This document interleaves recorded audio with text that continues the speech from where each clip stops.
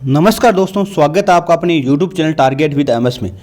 जैसा कि आप सभी को पता है, विज्ञान की अपनी सीरीज चल रही थी और उसमें हम एनसीईआरटी और आरबीसी की जितनी भी चैप्टर है जो रीट लेवल 2 साइंस मैथ के लिए, साइंस सब्जेक्ट के लिए और जो थर्ड ग्रेड की साइंस होगी उसके लिए भी समान रूप से उपयोगी है और इन क्लासों के बारे में हम अध्ययन कर रहे थे। इसलिए आरबीसी आधारित नोट्स है जो मैंने पढ़े थे और इन्हीं में एनसीईआरटी को शामिल किया हुआ है।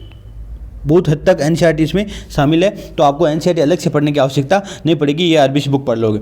और रीट का सिलेबस पिछली बार का आरबीसी आधारित था, इसलिए ये मेन पेपर जो है इन पर आरबीसी को ही फोकस किया गया है। तो आज हम पढ़ेंगे नेक्स्ट चैप्टर जो प्रकाश एवं छाया है।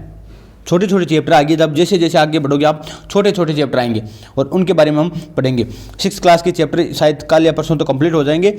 ये चैप्टर आता है प्रकाश एवं छाया। अब देखो, इसमें प्रकाश के बारे में ज़्यादा, ये सामान्य चैप्टर है, छाया के बारे में इसमें ज़्यादा बताया गया है। प्रकाश के बारे में ज़्यादा नहीं है, केवल छाया के बारे में ज़्यादा बताया गया है। प्रकाश के बारे में वाला चैप्टर जो हम पढ़ेंगे वो हम आगे पढ़ेंगे अपवर्तन और परावर्तन। कौन सा चैप्टर पढ़ेंगे? अपवर्तन और परावर्तन।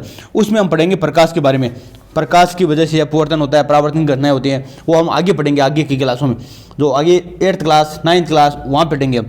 लेकिन यहाँ हम केवल बात करें तो ये प्रकाश हल्के लाइट की बात करें और छाया की बात करेंगे मेन। तो देखो, सूर्य प्रकाश का सबसे बड़ा स्रोत है।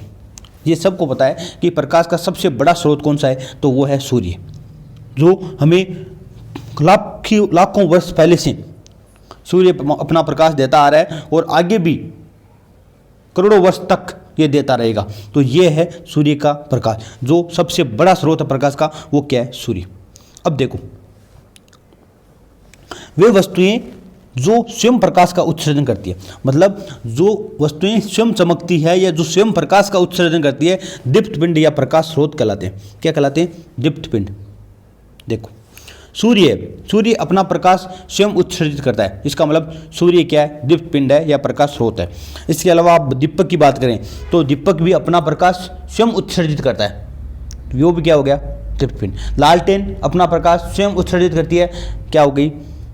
प्रकाश स्रोत या दीप्त पिंड। विद्युत बल्ब की बात करें, सीएफएल की बात करें, ट्यूबलाइट की बात करें, ये सब क्या है? अपना प्रकाश स्वयं उत्सर्जित करते हैं। हाँ, हालांकि ये बात आप कह सकते हो कि सर इसको हम लाइट देते हैं तभी ये उत्सर्जित करते हैं। हाँ, ये बात सही है आपकी, लेकिन मतलब उत्सर्जित स्वयं करते हैं अपना प्रकाश, इस वजह से इनको क्या कहते हैं? दीप्त पिंड कहते हैं। लेकिन बात करें चंद्रमा की, तो चंद्रमा दीप्त पिंड नहीं है, क्योंकि चंद्रमा अपने स्वयं के प्रकाश से नहीं चमकता। चंद्रमा अपना स्वयं का प्रकाश उत्सर्जित नहीं करता, ये सूर्य के प्रकाश से चमकता है। जब सूर्य का प्रकाश चंद्रमा पर गिरता है तो ये चमकता है चंद्रमा। तो ये ध्यान में रखना, सूर्य के प्रकाश से चमकता है, इसलिए चंद्रमा दीप्त पिंड नहीं है। दीप्त पिंड कौन से हैं?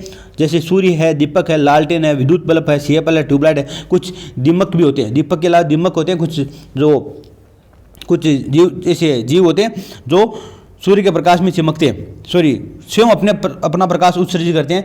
ऐसे जीव भी होते हैं जैसे जुगनू वगैरह होते हैं, वो भी दीप्त पिंड के अंतर्गत आते हैं।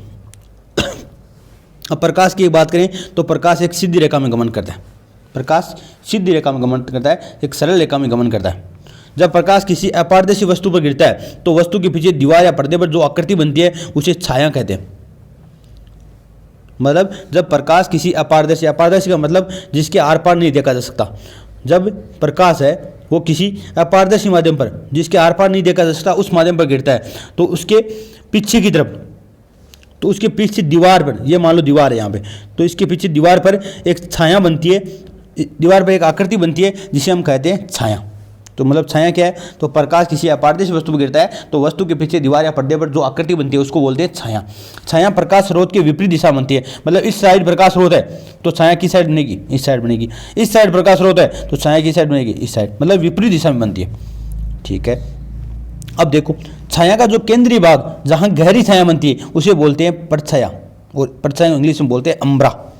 और इस परछाया के चारों ओर हल्की सी छाया बनती है जिसे बोलते हैं उपछाया, पेन अम्ब्रा। आपने देखा होगा वृक्षों के नीचे, आपने देखा होगा कि मतलब जहाँ पे कुछ जगह तो ऐसी होती है जहाँ पे एकदम गहरी छाया बनती है इस प्रकार, ठीक है, और साइड में जो है वो हल्की हल्की ऐसी छाया बनी रहती है, इसके पास में भी, मतलब पास में भी कुछ छाया बनती है।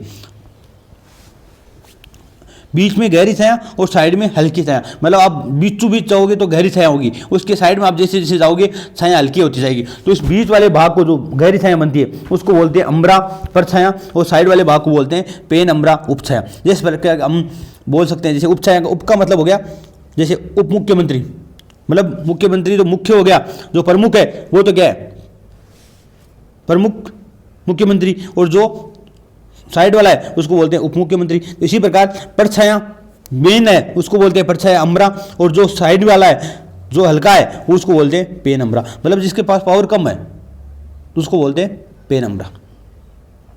ध्यान रखना, केंद्रीय भाग जहाँ गहरी छाया बनती है उसको परछाया कहते हैं, और हल्की सी छाया बनती है वहाँ उपछाया कहते हैं। जब सूर्य एवं पृथ्वी के मध्य चंद्रमा आ जाता है तो सूर्य ग्रहण होता है, और जब सूर्य और चंद्रमा के मध्य पृथ्वी आ जाती है तो चंद्र ग्रहण होता है। यह ग्रहण क्या है, देखो सूर्य ग्रहण की हम बात करें, देखो इधर देखो, ये मान लो सूर्य है, समझ लेना एक बार कंसेप्ट को, इसको बाद में आप कभी नहीं भूलोगे, एक बार अगर समझ लिया तो। ये मान लो क्या है, सन है, सूर्य, ठीक है। अब आपको पता है कि सूर्य के चारों ओर पृथ्वी चक्कर लगाई है, सूर्य के चारों ओर पृथ्वी चक्कर लगा रही है, ठीक है। ये मान लो पृथ्वी है, क्या है, अर्थ, ये लिख देता हूँ, इसका मतलब ये अर्थ है।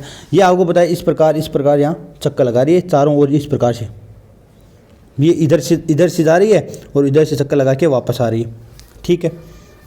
अब आपको पता है पृथ्वी का उपग्रह कौन सा है, चंद्रमा। चंद्रमा क्या करता है, चंद्रमा पृथ्वी के ऊपर चक्कर लगा रहा है, पृथ्वी के चारों ओर चक्कर लगा रहा है। पृथ्वी तो किसके चारों ओर लगा रही है, सूर्य के चारों ओर चक्कर लगा रही है, और चंद्रमा है वो पृथ्वी के चारों ओर चक्कर लगा रहा है। ये मान लो चंद्रमा, यहाँ पे सपोज करो ये चंद्रमा है, इसको बोल सकते हैं मून बोल सकते हैं आप। ये इस प्रकार चक्कर लगा रहा है, ये इस प्रकार चक्कर लगा रहा है, मतलब पृथ्वी सूर्य के चारों ओर चक्कर लगा रही है और चंद्रमा पृथ्वी के चारों ओर चक्कर लगा रहा है। तो इसका पथ तो ये हो गया, इसका पथ ये हो गया। अब क्या होता है, सूर्य ग्रहण के समय क्या होता है, देखो ये जो आप, सॉरी मिट गया, वापस बना देता हूँ। ये था अपना सन, सूर्य, और ये था पृथ्वी, अर्थ। तो देखो ये अर्थ चक्कर लगा रही है और सूर्य भी चक्कर लगा रहा है। अब सूर्य यहाँ से चक्कर लगाता हुआ यहाँ आ गया, कहाँ आ गया, यहाँ आ गया, इसको बोलते हैं मून बोल देते हैं। क्या आ गया, यहाँ बीच में आ गया। मतलब जब सूर्य और पृथ्वी के मध्य, ये सूर्य और ये पृथ्वी, इन दोनों के मध्य, सूर्य और पृथ्वी के मध्य चंद्रमा आ जाता है तो क्या होता है, सूर्य ग्रहण। क्यों होता है, देखो सूर्य ग्रहण, देखो यहाँ अर्थ है, सूर्य का प्रकाश पृथ्वी पर पहुँचता है, सबको पता है, ठीक है। पर जो चंद्रमा है वो भी सूर्य के प्रकाश से चमकता है, ये भी ठीक बात है। लेकिन क्या होगा, जब ये इधर आएगा, जब इसके बीच में आएगा तो ये सूर्य का प्रकाश है वो चंद्रमा पर गिरेगा। तो चंद्रमा पर तो गिरेगा, लेकिन चंद्रमा अपारदर्शी है तो इसके अंदर से इस पर इस छाया बन जाएगी, पृथ्वी पर क्या बन जाएगी, छाया। मतलब सूर्य का प्रकाश पृथ्वी तक नहीं पहुंच पाएगा, इस वजह से क्या होगा, सूर्य ग्रहण होगा। मतलब पृथ्वी पर सूर्य दिखाई नहीं देगा, और पृथ्वी पर सूर्य नहीं दिखाई देगा, इसका मतलब क्या है, सूर्य ग्रहण होगा। मतलब जब चंद्रमा इन दोनों के बीच में आएगा तब क्या होगा, सूर्य ग्रहण। मतलब सूर्य का प्रकाश है वो पृथ्वी पर नहीं पहुंच पा रहा, इसको रोकने वाला कौन है, चंद्रमा। तो सूर्य दिखाई नहीं दे रहा पृथ्वी पर, इसकी वजह से क्या हो गया, सूर्य ग्रहण।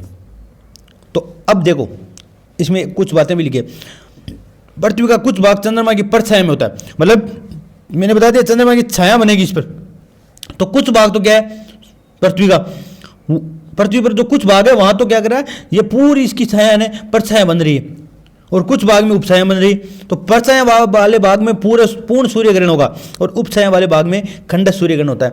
पूर्ण सूर्य ग्रहण का मतलब ये हो गया, मतलब जिसमें पूरा सूर्य ही दिखाई नहीं देता, ठीक है। और खंडक सूर्य ग्रहण का मतलब इसमें आधा भाग दिखाई देता है, आधा नहीं दिखाई देता। तो ये होता है पूर्ण सूर्य ग्रहण, खंडक सूर्य ग्रहण। या समझ आ गया होगा मेरे हिसाब से। यह ध्यान रख लेना, विश्व स्वास्थ्य दिवस 7 अप्रैल को मनाया जाता है। अब देखो पूर्ण जो सूर्य ग्रहण होता है, पूरा जो सूर्य ग्रहण होता है उसके समय सूर्य का बाहरी किनारा एक रिंग की बात दिखाई देता है, जिसे बोलते हैं किरीट। मतलब जब सूर्य ग्रहण होगा तो हमें सूर्य को हम देखेंगे, जब सूर्य को नग्न आंखों से नहीं देखना चाहिए, जब सूर्य को आप देखोगे तो बीच वाला जो पूरा भाग है वो क्या होगा, चंद्रमा इसकी पर छाया बन जाती है, और चंद्रमा की छाया बनती है, इसका मतलब ये सूर्य के पूरे भाग को ढक लेता है चंद्रमा। मतलब यहाँ बीचों बीच चंद्रमा फिट हो गया, यहाँ से इस प्रकार चंद्रमा फिट होगा कि ये अपना जो सूर्य का पूरा भाग बीच वाला वो दिखाई नहीं देगा, मतलब केवल एक रिंग दिखाई देगी इस प्रकार, ये केवल एक रिंग दिखाई देगी और इस रिंग को बोलते हैं किरीट। क्या बोलते हैं? किरीट। अब देखो, अब हम बात करें चंद्र ग्रहण की। वही बात मैंने अभी बताई थी आपको, वही कंसेप्ट है। यहाँ सूर्य था, सूर्य के चारों ओर पृथ्वी चक्कर लगा रही है, ठीक है, ये पृथ्वी है, अर्थ है, चक्कर लगा रही है इस प्रकार। यहाँ चंद्रमा है, ये भी चक्कर लगा रहा है इस प्रकार। अब देखो, इस चंद्रमा और सूर्य के बीच क्या आ गया? पृथ्वी आ गई। अब आपको पता है कि देखो चंद्रमा के दो भाग होते हैं, सामने वाला भाग जो एक साइड का भाग चमकता है, एक साइड का भाग में अंधेरा रहता है। तो ये सूर्य का प्रकाश जब चंद्रमा पर पहुंच रहा है तभी चंद्रमा चमक रहा है। अब क्या होगी? पृथ्वी बीच में आ गई, मतलब पृथ्वी ने सूर्य को ढक लिया और जो चंद्रमा है उस पर प्रकाश नहीं पहुंच पाता, मतलब ये प्रकाश यहीं तक जाता है, पृथ्वी तक चला जाता है, लेकिन चंद्रमा पर नहीं पहुंच पाता। और चंद्रमा पर नहीं पहुंच पाता, इसका मतलब क्या होगा? चंद्र ग्रहण होगा। मतलब चंद्रमा पर सूर्य का प्रकाश पहुंच ही नहीं रहा, इसका मतलब चंद्रमा चमकेगा नहीं, और चमकेगा नहीं तो चंद्र ग्रहण होगा, सूर्य दिखाई नहीं देगा। अब अगर पृथ्वी की परछाइयां वाले भाग में, अब देखो इसकी परछाइयां पड़ रही है इस पर, इसके परछाइयां वाले भाग में हो रहा है तो पूर्ण चंद्र ग्रहण, और उपछाया वाले भाग में तो चंद्रमा, मान लो इसकी उपछाया यहाँ पे गिर रही है, इसकी उपछाया यहाँ पे है, तो यहाँ अगर चंद्रमा है तो उपछाया वाले भाग में तो खंडस्थ चंद्र ग्रहण, और अगर परछाया वाले भाग में तो पूर्ण सूर्य ग्रहण। तो ये आपको कंसेप्ट ध्यान में रखना, किस वजह से ये होते हैं। तो देखो, पृथ्वी के आ जाने से चंद्र ग्रहण होता है, सूर्य और चंद्रमा के मध्य कौन आ गया? पृथ्वी आ गई, तो क्या होगा? चंद्र ग्रहण। चंद्र ग्रहण पूर्णिमा के दिन और सूर्य ग्रहण अमावस्या की तिथि को होता है। चंद्रमा कौन से दिन होता है? पूर्णिमा के दिन। पूर्णिमा के दिन वैसे भी पूरा चांद दिखाई देता है, उस वजह से चंद्र ग्रहण होता है, और सूर्य ग्रहण हमेशा अमावस्या की तिथि को होता है। तो ये भी आपको ध्यान में रखना। अब देखो, वे पदार्थ जिनसे प्रकाश आंशिक रूप से निर्गत होता है, मैंने वही बताया था, पारदर्शी, अपारदर्शी, ये बताया मैंने। अपारदर्शी क्या है? जिसके माध्यम से प्रकाश गुजर नहीं सकता, अपारदर्शी है, और जिसके माध्यम से प्रकाश गुजर सकता है वो पारदर्शी है, और जिसके अंदर से प्रकाश आंशिक रूप से निर्गत होता है, मतलब हल्का फुल्का गुजरता है, वो क्या कहलाता है? पारभासी। क्या कहलाता है? पारभासी। जैसे ट्रेसिंग पेपर की बात करें आप, या तेल लगा हुआ कागज़ है उसकी बात करें, मतलब हल्का प्रकाश, कुछ गुजर पाता है कुछ नहीं गुजर पाता, उसको बोलते हैं पारभासी। किसी बिंदु प्रकाश स्रोत से उपछाया नहीं बनती। किस प्रकाश स्रोत से उपछाया नहीं बनती? मतलब कौन सा प्रकाश स्रोत ऐसा है जिससे उपछाया नहीं बनती? सूर्य, सभी प्रकाश स्रोत, बिंदु प्रकाश स्रोत। देखो, मैंने अभी बताया था कि कोई भी अपारदर्शी वस्तु है, ये मान लो अपारदर्शी वस्तु है, और यहाँ कोई प्रकाश स्रोत है, तो यहाँ से इसकी छाया बनेगी इस पर, इसकी छाया इस पर्दे पर बनेगी, ठीक है।